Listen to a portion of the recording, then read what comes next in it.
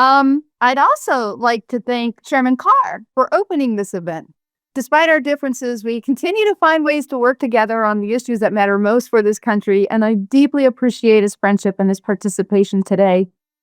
So our first panel took us back to the legislative origins of the act, and what struck me most about that was the reminder of just how much bipartisan collaboration it took to get there.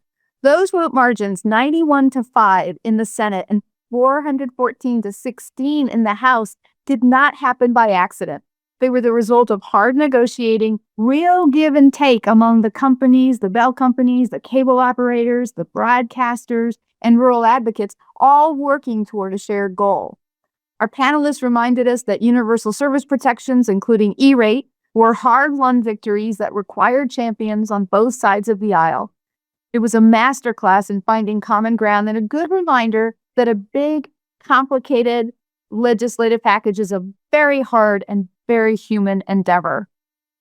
Our second panel brought us inside the implementation, and what came through clearly was just how much the FCC's professional staff and institutional knowledge made that possible. The work was immense and it moved fast. I will say, Ruth's implementation chart was so essential that I may have called it the Bible at some point, and I stand by that. Our panelists reflected on the importance of writing clear, well-reasoned orders, not just citing authority, but actually showing your work, because the courts were watching and ambiguity was costly. But the bipartisan momentum behind the act gave the FCC the confidence to move swiftly, and on the whole, the commission rose to the occasion. And I have to give a special shout out to Richard Metzger, whose efforts to join us today were just short of heroic. Richard, we are so glad you made it. Our third panel brought us squarely into the present, and the question at the center of it was a familiar one. Is our regulatory framework keeping pace with technology? The honest answer is that it is not, and our panelists did not shy away from saying so. The concentration of AI infrastructure in just a handful of companies raises the same competition concerns we think raise the same competition concerns that we faced with local telephone monopolies 30 years ago.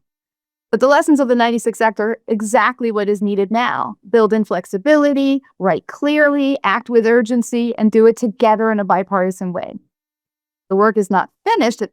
It's really just beginning.